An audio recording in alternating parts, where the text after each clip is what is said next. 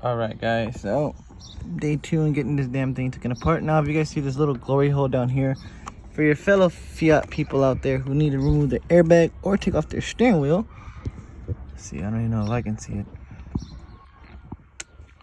Okay, there's going to be a little slit. Let's see here if I can see it better on this side.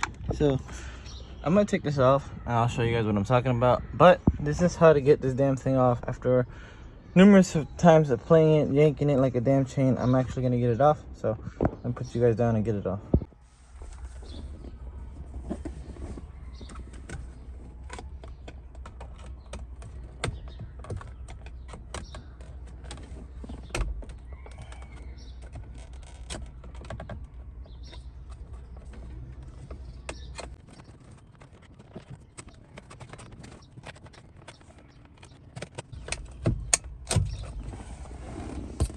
Alright, so finally.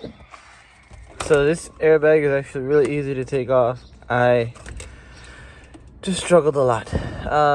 Obviously you don't need to take apart a few things here and there. It's trial and error, guys. You know, it's my first time really doing everything on a Fiat. I mean, I've done stuff obviously engine wise and stuff like that, but as far as the airbag goes, there's so many different videos out there. Obviously there's different models of Fiats. So for this one in particular, you actually need to go ahead and stick a thing inside the hole, and that will reach into, where is it at, that pinned area, that little groove right there, and that will release one side, and then obviously do that on the other side, and that'll release it, and then it'll release it from these teeth. That was shockingly super easy to do. Now I just need to remove carefully all the wires and bits and everything. Alright, so steering wheel bag is off. I'm not going to take the steering wheel off because I still need to move the car back and forth into the street to take the engine apart. Now, I've been debating whether or not should I just take the entire block apart. Quicker way, just to remove the whole thing, put it in the truck, and let it sit there until I get time to disassemble it. And then, or should I just take it off bits by bits? You know, that's the biggest question. I mean, obviously, I know the engine doesn't run. They said it sputters when it's at high velocity, high speed. So that obviously tells me that the head is no good, because that's what happened to mine before, and that's what happened. The head blew up, spark plugs blew up. They said they replaced the coil packs on this car previously, but I don't really know. But I got the glove box off, got the headliner off. So right now, guys, I'm going to try to get the remaining pieces, panels off and everything like that.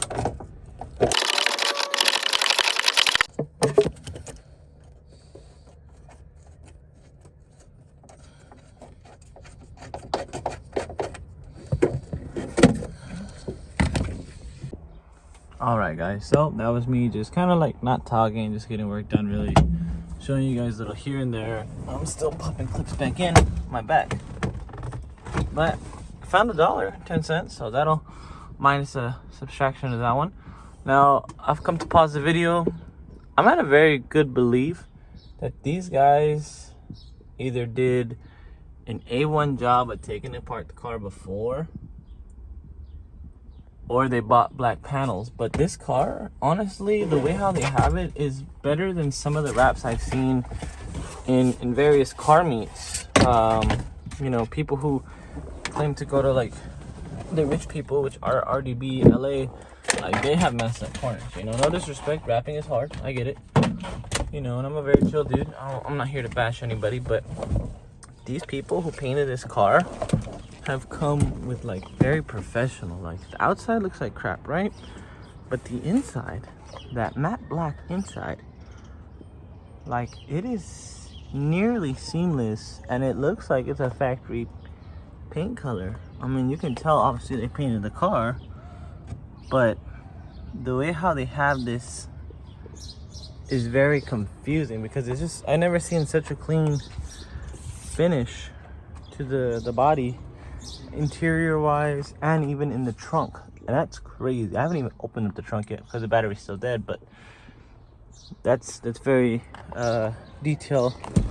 Ah, look, 5 cents. So, and some cigarette stains. So saved $1.15 on this build. Man, that's a lot of wrenching.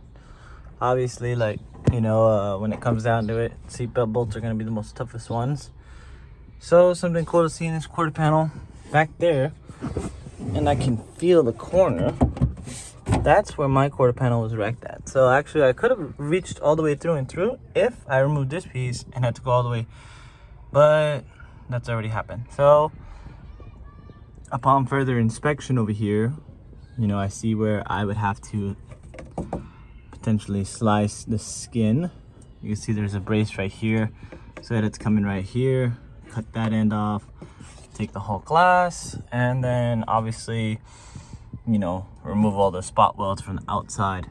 And don't know how I'm going to do spot welds because I don't have a welder. So maybe just even throwing on some thick beads of some really good bond, you know, some seam sealer and stuff. But yeah, like I said, we're gonna cut it right here, right? And then obviously, so it's gonna be one cut right there, and then another cut maybe up here. Oh, I don't even know, to be honest, but we'll figure that out in another video. But this is just interior wise for my mother's car. Got majority of it ripped out, and I'm just gonna keep on wrenching on, guys. So it's really easy to take all this stuff apart. It's just a lot of popping on screws here and there. You can see I snapped a few, but that's okay because, you know, there's still some in there. And I have some for my mom's car, so, you know, we use all the screws and all the other good junk in there. But I'm even questioning myself, does she even have already the back seats? Because I've never seen another Fiat with another different color in the back. So I'm gonna DM her. I'm gonna DM her. I'm gonna talk to her, and I'm gonna see what's going on with that situation. What else? I think she doesn't have black seatbelts, so that's okay. Even if I'm getting off the seatbelts, it's, you know, something to mod her car and get those colors in, definitely. But if I don't have to take off these side panels anymore in this car, just to get only the seatbelts off, that'll be great. Also, the back seat is going to be ripped off completely because I no longer need it, because this car is going to the trash. So, oh, the fuel pump's not even in. So that's the OEM fuel pump. So maybe if I put that in, maybe the car will start. But nah, that's a story for another day.